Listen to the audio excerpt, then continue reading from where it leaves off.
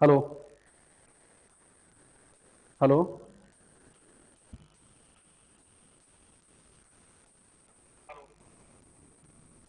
ठीक है, चलिए। अब हम लोग इसमें थोड़ा सा इसमें हम थोड़ा सा अब करंट अफेयर पे हम चर्चा कर रहे हैं। देखिए, करंट अफेयर जो है बहुत ही साइंटिफिक वे में हमको पढ़ना पड़ेगा। ईरान तुरान का कुछ नहीं पढ़ना पड़ेगा। इसके लिए मैंने जितने भी आयोग के अभी तक पेपर हुए हैं उन सभी पेपरों को मैंने एनालिसिस किया है। बेसिकली नियर अबाउट जो पेपर हुए हैं ग्रेजुएशन लेवल के, किसके, यूकेपीएससी के, है ना। उसमें आपका पीसीएस हो गया, लोअर पीसीएस हो गया, ठीक है, आपका पटवारी का पेपर हो गया, आपका ग्रेजुएट लेवल के जो पेपर हुए हैं उन पेपरों को एनालिसिस करके ही मैं आपको ये करंट करा रहा हूँ, ठीक है। तो बहुत ही सटीक करंट कराऊंगा, ज्यादा इधर उधर नहीं जाना है आपको, भरोसा रखना, ठीक है। बाकी देखो, पढ़ाई तो जितनी करो उतनी कमी है, बट एग्जाम हॉल तक भी उसको ले जाना होता है, तो उसी के अकॉर्डिंग हमें करनी है, ठीक है। तो इसमें आपका डेली एक एक टॉपिक में आपको इसमें करा दूंगा, है ना। सटीक तरीके से कराऊंगा, लेकिन एक एक टॉपिक इसमें मैं करा दूंगा आपको, वो आपको डेली का डेली याद करना, ठीक है। बहुत ज्यादा कचरा भरना नहीं है, याद करना, ठीक है। करंट अफेयर में आज मैं सबसे पहले जो बात कर रहा हूं वो मैं बात कर रहा हूं आपके जो हमारे इंडेक्स होते हैं, यानी कि सूचकांक को बात कर रहा हूं। पहला सूचकांक, हमारे जो विभिन्न प्रकार के जो हमारे इंडेक्स होते हैं इन पे मैं सबसे पहले बात कर रहा हूं। देखिए यहां पे सबसे पहले आपको याद रखना है, पहला पहला आपका भुखमरी सूचकांक। भुखमरी सूचकांक, ठीक है। भुखमरी सूचकांक में हमारा जो स्थान है वो 107 स्थान है। 107 किसमें आप भुखमरी सूचकांक में हमारा 107 स्थान है, ठीक है। भाई भुखमरी क्या है, एक साथ भुखमरी होगी तो हम एक साथ मरेंगे, ऐसा कुछ आप याद रखना, आपको याद रहेगा, ठीक है। सेकंड जो सूचकांक होगा वह है वैश्विक नवाचार सूचकांक। वैश्विक वैश्विक नवाचार नवाचार नवाचार सर क्या होता है, जो नई नई खोजें होती हैं, नया नया नई नई, ठीक है, जो लोग चीजों को बनाते हैं, ठीक है। कौन से देश की सरकार उनको कितना संरक्षण दे पाती है नवाचार को, नए नए आइडियाज इनोवेशंस को, उसमें हमारी जो रैंक है वह है 42, 42वीं रैंक है। ये सब मैं आपको 2023 के बता रहा हूं, मतलब जो रिसेंट के हैं सब में उनकी स्थिति आपको बता रहा हूं, ठीक है। तीसरा, थर्ड आपको यहां पर लिखना है मानव विकास सूचकांक। मानव विकास सूचकांक, मानव विकास सूचकांक। देखिए मानव विकास जो सूचकांक है, सूचकांक ह्यूमन डेवलपमेंट इंडेक्स यानी कि एचडीआई। एचडीआई में हमारी जो रैंक है वह है 121। हमारी रैंक कितनी है पे 121, 121 हमारी रैंक। आपको ध्यान रखना, इसमें जो पहला स्थान है वह है फिनलैंड का, फिनलैंड का, ठीक है ना। हमको ये भी याद रखना है कि किसका स्थान किससे पहला है। इन दोनों में नहीं रखोगे कोई बात नहीं, लेकिन इसमें हमको रखना है, ठीक है। चौथा, अब भाई देखो देखो आर्थिक स्वतंत्रता सूचकांक। आर्थिक आर्थिक स्वतंत्रता स्वतंत्रता आर्थिक स्वतंत्रता सूचकांक। आर्थिक स्वतंत्रता जो सूचकांक है इसमें हमारी रैंक जो है हमारी वह 131। कितने रैंक हमारे पे 131 हमारी रैंक है आर्थिक स्वतंत्रता सूचकांक में। आर्थिक रूप से हम लोग कितने स्वतंत्र हैं, छठे नंबर पे, ठीक है। अगर देखो वैश्विक शांति सूचकांक, वैश्विक वैश्विक शांति सूचकांक, शांति सूचकांक ध्यान रखना, वैश्विक शांति सूचकांक में हमारी जो रैंक है वो है 126। इस इंडेक्स से आपको कम से कम एक प्रश्न तो आपको निश्चित तौर पर देखने को मिलेगा, यह आप ध्यान रखना, ठीक है। तो जहां पे निश्चित तौर पर हमें एक प्रश्न देखने को मिल रहा है तो उसको छोड़ने का तो कोई मतलब बनता ही नहीं है किसी भी हालत में, ठीक है ना। वैश्विक शांति सूचकांक में 126वीं रैंक है, 7वें नंबर पे, ठीक है। आपका नाम है खुशहाली सूचकांक, विश्व खुशहाली हैप्पीनेस इंडेक्स, खुशहाली विश्व खुशहाली सूचकांक जो है, विश्व खुशहाली सूचकांक में इसमें भारत की जो रैंक है वो है 126। यहां भी 126, ऊपर भी 126, ठीक है। 8वें नंबर पे जेंडर, विश्व जेंडर गैप, विश्व जेंडर गैप, जेंडर विश्व जेंडर गैप सूचकांक में हमारी जो रैंक है वो है 127, 127वीं रैंक है, ठीक है। देखिए मैं थोड़ा पास पास वालों को एक साथ लिखने का प्रयास कर रहा हूं, तो इन तीनों को आप एक साथ याद रख लेना, इन तीनों को आप एक साथ याद रखना। कौन सा, देखिए वैश्विक शांति सूचकांक 126, खुशहाली सूचकांक, देखिए शांति होगी तो खुशहाली भी होगी, जिस घर में शांति है उस घर में खुशहाली है, जहां खुशहाली है वहां शांति है, दोनों कितने हैं 126। जेंडर गैप, जहां पे देखिए खुशहाली और शांति कहां पे है, जहां पे जेंडर गैप नहीं है, मतलब लड़का लड़की में जिस घर के अंदर भेदभाव नहीं हो रहा है, तो ये लगभग तीनों एक जैसे हैं, तो 126, 126 और 127, ये तीन तो आपको ऐसे पता हो गए हैं, कोई इश्यू वाली बात नहीं है, ठीक है। और आर्थिक स्वतंत्रता सूचकांक और मानव विकास सूचकांक, देखिए मानव विकास सूचकांक में कितना है 121। देखिए मानव का विकास कैसे होगा, जब हम कदम मिलाएंगे 1 2 1 1 2 1, जब हम इस तरह से कदम मिला करके हम लोग चलेंगे तभी मानव का विकास होगा, ठीक है। और जब मानव का विकास होगा तभी हम आर्थिक रूप से भी स्वतंत्र होंगे और 131 रैंक बनेगी, इससे हम थोड़ा सा 10 आगे बढ़ जाएंगे, ठीक हो गया, ठीक है। बाकी देखिए भूखमरी में हमें एक साथ मरना है, भूखमरी में हमको एक साथ मरना है, कोई दिक्कत नहीं है। और वैश्विक नवाचार, देखिए नवाचार, नवाचार में देखिए 4 तो मेरा ये आ ही रहा है, पीछे आपको ये 2 थोड़ा सा यहाँ पे ध्यान रखना पड़ेगा। तो कुछ इंडेक्स आपको समझ में आ गए हैं, कुछ और भी बात करते हैं। पहले देखिए यहाँ पे पहला, ठीक है, प्रतिस्पर्धा, प्रतिस्पर्धा जो सूचकांक है, प्रतिस्पर्धा सूचकांक में हमारी रैंक जो है वह है 40। प्रतिस्पर्धा सूचकांक में हमारी रैंक कौन सी, यहाँ पे 40 हमारी रैंक है, ये आप ध्यान रखना, ठीक है। मतलब विश्व स्तर पे जो कंपटीशन है उसमें हम लोग कहां एक्सटेंड कर रहे हैं, 40वें नंबर पे। इसमें जो पहला स्थान है वह है फिनलैंड का, फिनलैंड का इसमें पहला स्थान है, ये आप ध्यान रखना। इसका सॉरी फिनलैंड का नहीं, डेनमार्क का, डेनमार्क, डेनमार्क का स्थान पहला है। देखिए इसपे मार्क लगा हुआ है, प्रतिस्पर्धा में हम पे मार्क्स ही मिलते हैं, नंबर मिलते हैं, तो भी जहां प्रतिस्पर्धा है वहां पे डेनमार्क पहला है। और प्रतिस्पर्धा में हमारी रैंक कौन सी है, 40 रैंक है। प्रतिस्पर्धा में हमारी रैंक कौन सी है, हमारी 40 रैंक है, 40% हमारे पास मार्क्स हमारे आ रहे हैं। आपका ऐसा ध्यान चाहो तो आप रख सकते हो, ठीक है। सेकंड, दूसरे नंबर पे सतत विकास सूचकांक, वो क्या था, मानव विकास सूचकांक, ये है सतत विकास, सतत विकास, सस्टेनेबल डेवलपमेंट, ये है।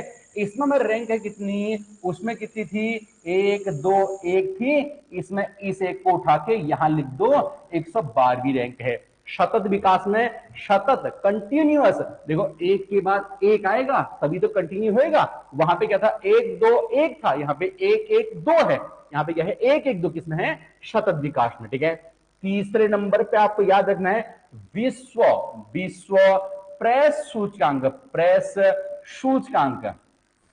सर ये विश्व प्रेस सूचकांक क्या होता है, प्रेस यानी कि जो हमारा जो मीडिया है, प्रेस मीडिया, उसको कितनी आजादी है, कितना दबाव में काम करता है, सरकार के दबाव में काम करता है या कितनी आजादी है, ठीक है। तो भाई हमारे वहां तो दबाव में ही काम करता है, तो इसमें जो रैंक है वह है 161 रैंक है। कितनी रैंक यहाँ पे 161वीं रैंक है। और जहां पे दबाव में काम नहीं करता है वो देश है नॉर्वे। देखो नॉर्वे, भाई कोई भी दबाव के लिए बोलेगा तो ये ना कह देगा, ना कह देगा भैया हम तुम्हारी बात पे नहीं मान रहे हैं, हम तुम्हारी बात को नहीं सुन रहे हैं, ना कह देगा। नॉर्वे क्या है, प्रेस सूचकांक में क्या है, ये पहले नंबर पे है। और हम कहां पे हैं, 161 पे हैं हम, 161 161 161 पे हम लोग हैं। याद ध्यान रखना, किसमें आप पे प्रेस सूचकांक में, किसमें आप पे प्रेस में, कहां पे हम 161 में, प्रेस में कहां पे हैं 161 में है, ठीक हो गया, ठीक है। आप ऐसे ध्यान रखना, हम भैया दुकान में हम प्रेस लेके गए, उसे सही करने के लिए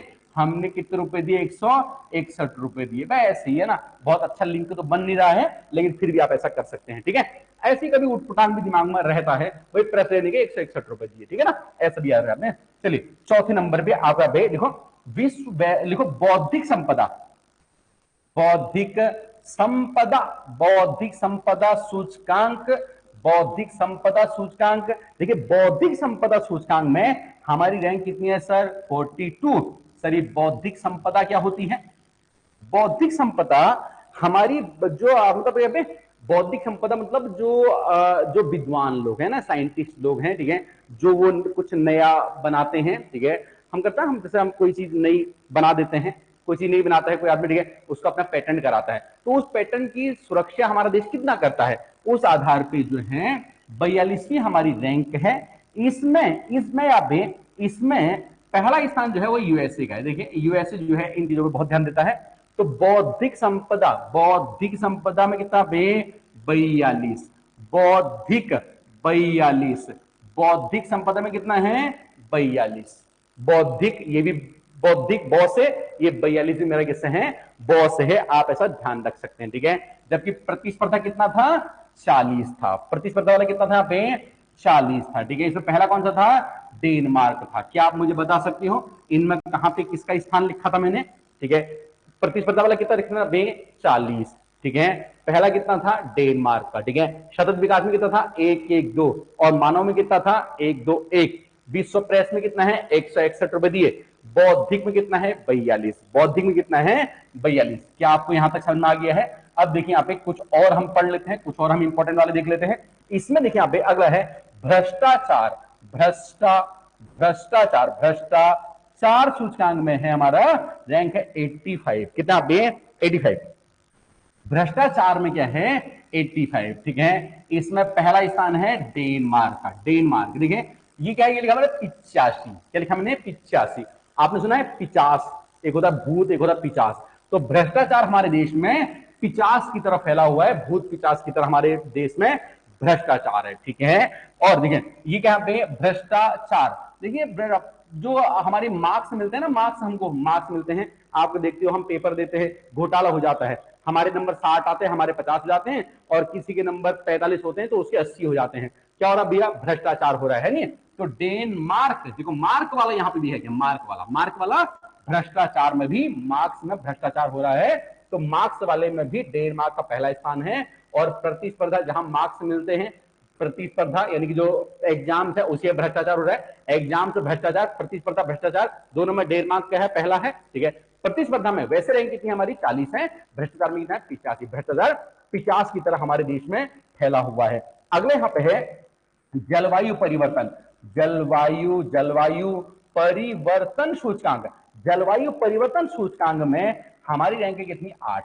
कितनी रैंक हमारे? यहाँ पे हमारी 8 रैंक है। आप ध्यान रखना। देखिए यहाँ पे जलवायु परिवर्तन, देखिए परिवर्तन, जलवायु में क्या हो रहा है? परिवर्तन हो रहा है। देखिए अब देखिए यहाँ पे क्या हो रहा है? देखिए 8 में कैसे ना दो, एक तो मैं पहले ऐसे लिखता हूं, एक फिर मैं ऐसे लिखता हूं, मुझे परिवर्तन करना पड़ता है। एक फिर परिवर्तन, एक, ये परिवर्तन। आपको ऐसे ध्यान रख लेना, अगर आप रख पाओगे तो बहुत अच्छा होगा, ठीक है। तो जलवायु परिवर्तन में कितना स्थान है मेरा? 8वां स्थान है। मैं देखिए मैं ये कर रहा हूं, मैं ये कर रहा हूं, ठीक है ना, जलवायु परिवर्तन में। अगला अगला हेनले पासपोर्ट। हेनले पासपोर्ट मतलब होता है किसी देश के पासपोर्ट की अपनी कितनी वैल्यू है दूसरे देशों के नजरों में, ठीक है। तो हमारे देश का कोई आदमी पासपोर्ट लेके अमेरिका पहुंचा, उसकी कितनी वैल्यू होगी? पाकिस्तान का कोई आदमी पासपोर्ट लेके पहुंचा, उसकी कितनी इज्जत होगी? इसको बोलते हैं हेनले पासपोर्ट इंडेक्स में। हमारा जो स्थान है हेनले पासपोर्ट में, ये हमारा 85।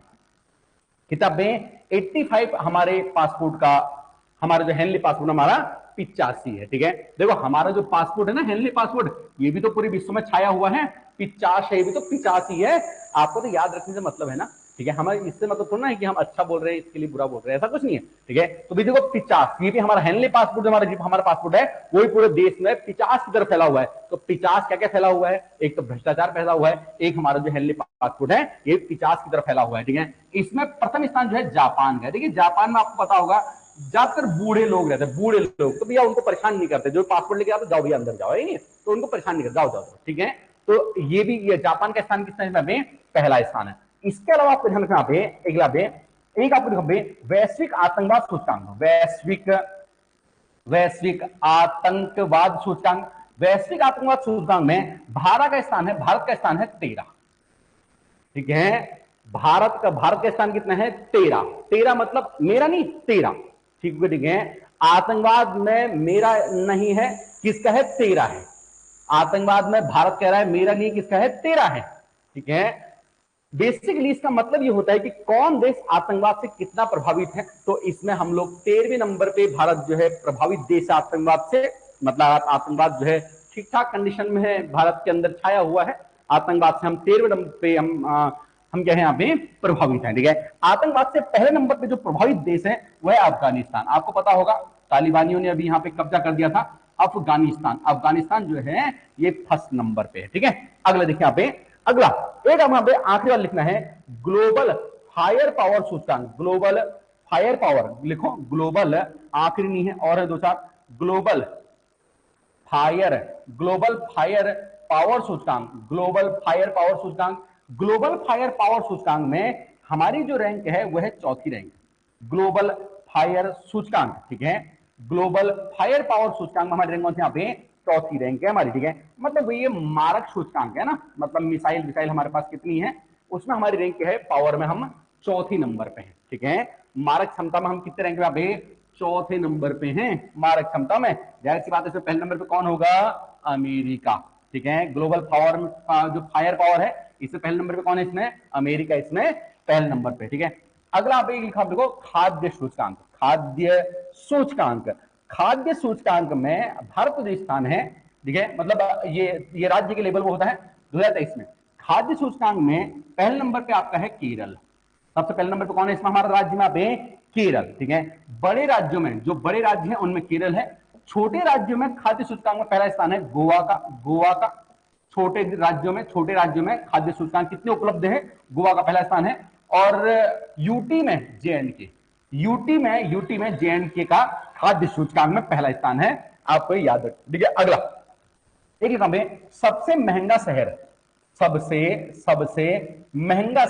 महंगा शहर रहने के लिए जो भारत में है वो है मुंबई, मुंबई सबसे बड़ा सबसे महंगा शहर है, ठीक है। इसके अलावा पर्यावरण, पर्यावरण में पहला स्थान किसका है, पर्यावरण में पहला स्थान है आपका तेलंगाना, तेलंगाना पर्यावरण पहला है। देखो तेल जो है भैया ये सरसों से निकलता है और भी मूंगफली से, तो सब ये पर्यावरण से हमें मिलने वाली चीजें हैं। तो भैया तेल जो है इनको पर्यावरण से ही निकालना है, इसलिए पर्यावरण में इनका स्थान कैसा है, पहला स्थान है इनका। अगर ये पर्यावरण को अच्छे से नहीं रखेंगे तो भैया इनका स्थान पहला कैसे होगा, है नहीं। तो आपको ऐसे ये याद रखना है, ठीक है। अगला देखिए आपको दें, एक आपको लिखो डेमोक्रेसी, डेमोक्रेसी मतलब क्या होता है, डेमोक्रेसी लोकतंत्र सूचकांक। डेमोक्रेसी में भारत की जो रैंक है वह है 97, ठीक है, 97 स्थान है, 97। मतलब लोकतंत्र में जनता के पास जो हम बोलते हैं ना हमारा शासन, जनता का शासन है, तो जनता का शासन कितना है हमारा, हमारे वास्तव में कितना शासन है जनता का देश में, उसमें हमारा स्थान कौन सा है, 97। 100 से 3 पीछे हम, 100 से 3 पीछे हम, है ना। डेमोक्रेसी लोकतंत्र में 97वां स्थान है हमारा, ठीक है। अगला देखिए यहाँ पे एकदम आपको एक आप यहाँ पे लिख लो, ठीक है, बहुआयामी गरीबी सूचकांक है, जो मैं भी आपको पढ़ा रहा था, बहुआयामी गरीबी सूचकांक, बहुआयामी गरीबी सूचकांक, बहुआयामी गरीबी सूचकांक। गरीबी सूचकांक में देखिए भारत की जो रैंक है वो है आपके यहाँ पे 66वीं रैंक है। कितनी रैंक भारत यहाँ पे, 66वीं रैंक है। बाकी बिहार जो है इसमें हमारा पहला स्थान है, ठीक है। तो ये है आपके सूचकांक, इतने ही आपको पढ़ने हैं। इसके अलावा अगर आपको कोई लगेगा तो आप उसमें ऐड कर सकते हैं, वैसे मेरे ख्याल से इतना आप पढ़ोगे तो काफी हो जाएगा, ठीक है। तो इतने आपकी ये जो सूचकांक है मैंने आपको पढ़ा दिए हैं, आपको ये सब पढ़ लेने हैं, याद कर लेने, कल के लिए कुछ मत छोड़ना, जितना आज पढ़ाया गया है उतना आज ही पढ़ना, तब कुछ हो पाएगा, ठीक है। चलिए ओके, थैंक यू, धन्यवाद।